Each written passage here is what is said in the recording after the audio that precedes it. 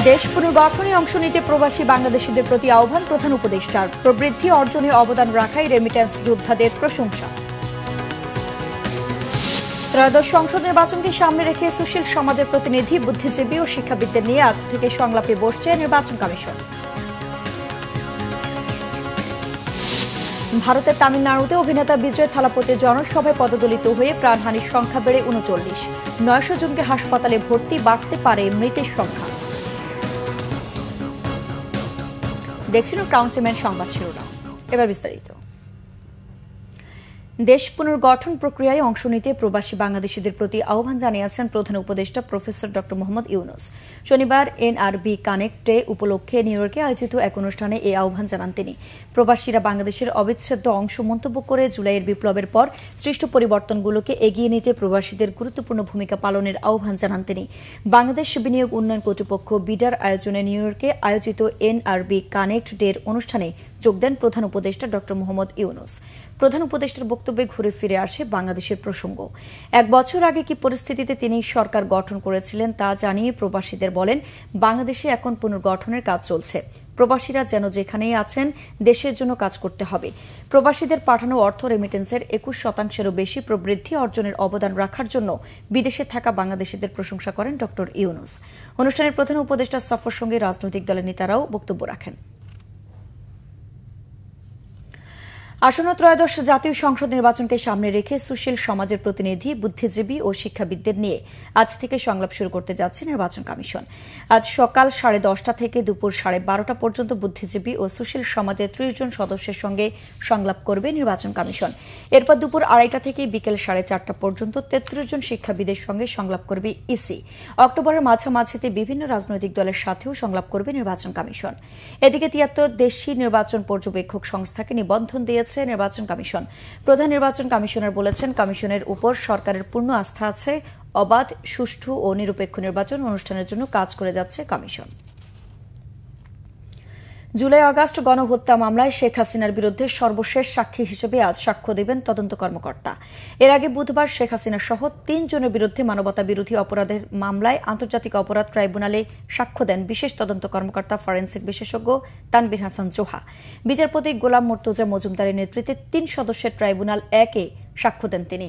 সেদিন জোহা বলেছেন, তদন্তকালে BTRC, NTMC ও DMP সহ সংশ্লিষ্ট দপ্তর থেকে বিভিন্ন audio clip, video footage, CDR, CC camera footage সংগ্রহ করেন তিনি।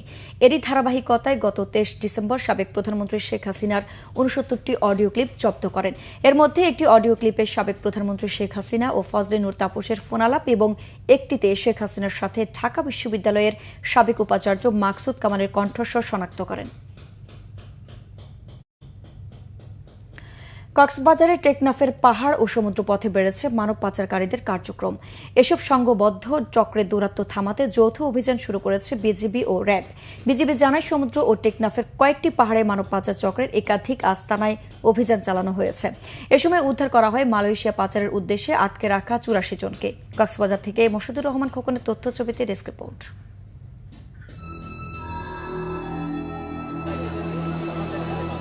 চলতি মাসে কক্সবাজারের সীমান্ত উপজেলার টেকনাফের গহীন পাহাড়ে অভিযান চালায় বিজিবি। অভিযানে অস্ত্রসহ 10 জনের বেশি মানব পাচারকারীকে আটক করে তারা। উদ্ধার করা হয় রোহিঙ্গা ও বাংলাদেশি সহ অন্তত 84 জনকে, যাদেরকে চাকরির মিথ্যা প্রলোভন দেখিয়ে আটকে রাখে মানব পাচারকারীরা। বিজিবি জানায়, গত 18 সেপ্টেম্বর টেকনাফের কচ্ছপিয়ার গহীন পাহাড়ে একটি আস্তানা থেকে নারী, পুরুষ ও শিশুসহ 66 জনকে উদ্ধার করে নৌবাহিনী ও কোস্টগার্ড। সব মিলে মানব পাচারকারীর চক্রের হাত থেকে এখন পর্যন্ত উদ্ধার করা হয়েছে 150 জনকে। ভুক্তভোগীরা জানান, দালাল চক্রের হাত বদল হয়ে পণ্যের মতো বিক্রি হয়েছেন তারা। আমি ওখানে 15 দিন পাহাড়ে পাহাড়ে আটকাইছিলাম। আমাকে চরম মারধর করছে, আমাকে আরো 50,000 টাকা মুক্তিপণ দাবি করছে। গত পরশু দিন আমাকে আবার আপনার 50,000 টাকা অন্য পার্টির কাছে বিক্রি করে দেয়। আমাদেরকে সরাসরি বিনা টাকায় বিনামূল্যে মালয়েশিয়া নিয়ে যাবো বলছিল। এশিয়ালে যাবো হয়ে বিনামূল্যে, মানে অল্প খরচে আমার টাকা দিতে হবে না, এক কথা বলে আমাকে এখানে আনছিল। কাজে আসছিলাম, আসার পরে হোটেলে কাজ পাইলে পরে আমি লবণ লেবারি কাজ করছি, লোডারে গাড়িতে লবণ ভরা যার বাড়িতে থেকে কাজ করছি। 1 সপ্তাহ কাজ করার পরে ও বলছে যে চলো ঘুরে আসি, ঘুরে আসার কথা বলে আমাকে বিক্রি করে দিয়েছে। পালিয়ে আসা ভুক্তভোগীদের দেয়া তথ্যের ভিত্তিতে অভিযান চালানো হয়েছে বলে জানান বিজিবি ও র্যাবের অধিনায়ক। বিভিন্ন জায়গা থেকে আমরা দেখছি ধরে নিয়ে আসা হচ্ছে, ওখানে পাহাড়ে রাখা হয় এবং সাগর পথেই তাদেরকে বিভিন্ন গন্তব্যে অজানা গন্তব্যে পাঠানো হয়। তো এই জায়গাটা নিয়ে আমরা কাজ করছি সকল বাহিনী সমন্বিতভাবে নিজস্ব তথ্য উপাত্ত দিয়ে। এই অভিযানে শুধু অপরাধীদেরই ধরা হয়নি, অক্ষত অবস্থায় উদ্ধার করা হয়েছে পাচারকারীদের হাতে বন্দী অসংখ্য ভিকটিমকেও। এই আভিযানিক সাফল্য মানব পাচারকারীদের প্রতি একটি কঠোর সতর্কবার্তা। মানব পাচার রোধে আইন শৃঙ্খলা বাহিনীর তৎপরতা আরও বাড়ানো দাবি জানিয়েছেন স্থানীয়রা।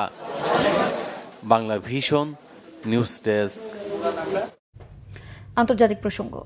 ভারতের তামিলনাড়ুতে পদদলিত হয়ে শিশুসহ অন্তত ৩৯ জনের প্রাণহানি হয়েছে। অনেকের অবস্থা গুরুতর। দক্ষিণী অভিনেতা বিজয় থালাপতির জনসভায় মর্মান্তিক এই দুর্ঘটনা হয়েছে। বিজয় থালাপতিকে গ্রেফতারের দাবি তুলেছে তার অন্যতম রাজনৈতিক প্রতিদ্বন্দ্বী তামিলনাড়ুর ক্ষমতাসীন দল ডিএম। তামিলাগা ভেট্রি কাজকম টিভিকের সভাপতি বিজয়ের রাজ্য সফরের অংশ হিসেবে তামিলনাড়ুর কারুর জেলায় এই সমাবেশে বিপুল জনসমাগম হয়। বিজয় জনসভায় যেতে দেরি হওয়ায় মানুষ ৬ ঘণ্টার বেশি সময় ধরে দাঁড়িয়েছিল।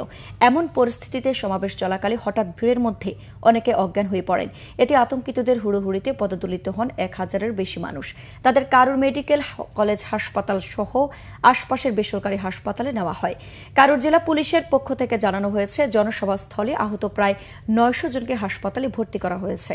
অনেকে অবস্থা গুরুতর থাকায় বাড়তে পারে মৃতের সংখ্যা। প্রাণহানির ঘটনায় শোক প্রকাশ করেছেন তামিলাগা ভেট্রি কাজাগাম দলের প্রধান থালাপতি বিজয়। অভিনেতা থেকে রাজনীতিবিদ বনে যাওয়া থালাপতির বিজয় সামাজিক যোগাযোগ মাধ্যম এক্সে লিখেছেন, তার হৃদয় ভেঙে গেছে, তিনি অসহনীয় যন্ত্রণা ও শোকে ভুগছেন। দর্শক, ছিল এখনকার মতো। পরের সংবাদ সকাল 11টায়। এছাড়া বাংলা ভিশন সংবাদ ও সংবাদ সংশ্লিষ্ট অনুষ্ঠান দেখতে ভিজিট করুন www.bvnews24.com ও facebook.com/banglavisionnews এবং সাবস্ক্রাইব করুন youtube.com/banglavisionnews। ধন্যবাদ।